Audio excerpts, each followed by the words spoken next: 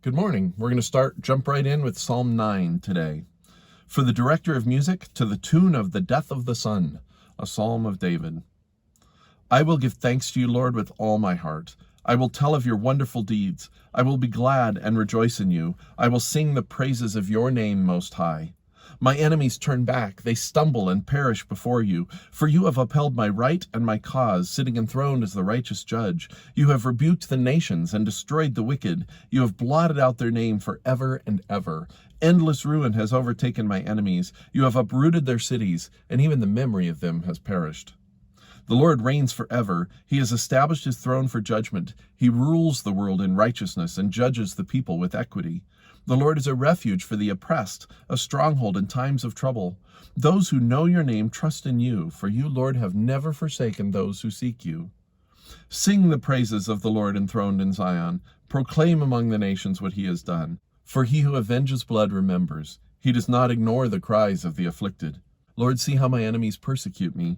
Have mercy and lift me up from the gates of death, that I may declare your praises in the gates of daughter Zion, and there rejoice in your salvation. The nations have fallen into the pit they have dug. Their feet are caught in the net they have hidden. The Lord is known by his acts of justice. The wicked are ensnared by the work of their hands. The wicked go down to the realm of the dead, all the nations that forget God. But God will never forget the needy. The hope of the afflicted will never perish. Arise, Lord, do not let mortals triumph. Let the nations be judged in your presence. Strike them with terror, Lord. Let the nations know they are only mortal. So this has the title, for the director of music, to the tune of the death of the sun. Sometimes I would love to know what these tunes are, just love to hear them. But this is apparently set to a tune that was already known, and it is written by David. I think this psalm actually takes a lot of turns, and there's a lot of things that I could comment on, but I think what stands out for me is the effusiveness of the praise. And here's what I mean by that, is that there's a lot of very strong language. So it says, you have rebuked the nations and destroyed the wicked. That's a huge thing to say. You have blotted out their name forever and ever. Endless ruin has overtaken my enemies. He's really being effusive about the permanence with which God has won, and sort of the largeness with which God has won. The Lord reigns forever. He judges the world in righteousness and the people with equity. The Lord has never forsaken those who seek you. He does not ignore the cries of the afflicted. The nations have fallen into the pit they have dug. The Lord is known by his acts of justice.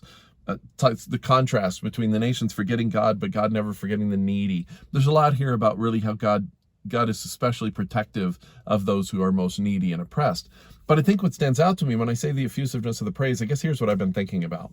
It's really easy, I think, for us to be very sort of large in our complaints. You know, we see something bad happens to us and we extrapolate it. We're like, oh my gosh, God is never protecting people, or rarely protects people, or we can extrapolate. You know, when a bad thing happens, it becomes the marker for everything.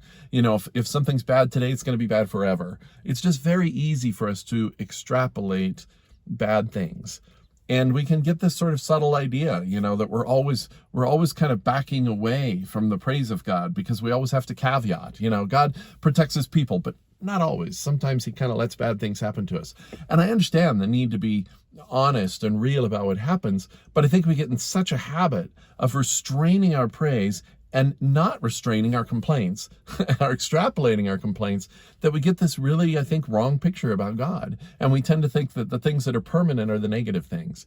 But here, I love the effusiveness of this praise. He's like, you have destroyed my enemies now. Guess what? You've destroyed them forever. And I'm not saying that we should be unrealistic, but I think he is recognizing actual truths about God, and that's causing the effusiveness. Does it mean that again, here's the caveats. Does it mean that his nations are really destroyed forever? Well, maybe not. They might be back for him tomorrow. But there is a truth in the reality, and that it is the evil that will be destroyed forever. It is the sorrow that will be wiped away forever. And it is joy, and it is love, and it is the majesty of God that will be true forever. So sometimes we're effusive, I think. I don't know if you can use effusive for negative things, but in that sense, we really extrapolate about negative things, but we forget the nature of the universe is that the good wins, is that love wins, is that God really is the most substantive part of reality. And so I think we should be more effusive in our praise. I think we should be less afraid to say what seems like exaggerations to us, because in the reality, they aren't actually exaggerations. God actually is going to win, and he actually is going to win forever. So that's what stands out to me. Some things for you to ponder. I guess just that. Can you take some time today to be effusive in your praise? Can you oversell it? Because I think you can't, but it's fun to try. I think that would be okay. And that's my second question is this true for you? Is it just me? Or is it easier for you to be effusive and to be sort of extrapolating in your complaints than in your praise? Is it easier for you to be really large in exaggeration in your complaints than it is in your praise? And if so, why is that? And if not, why not? And then finally, what stands out to you in this psalm? All right, thank you. We'll see you tomorrow for Psalm 10.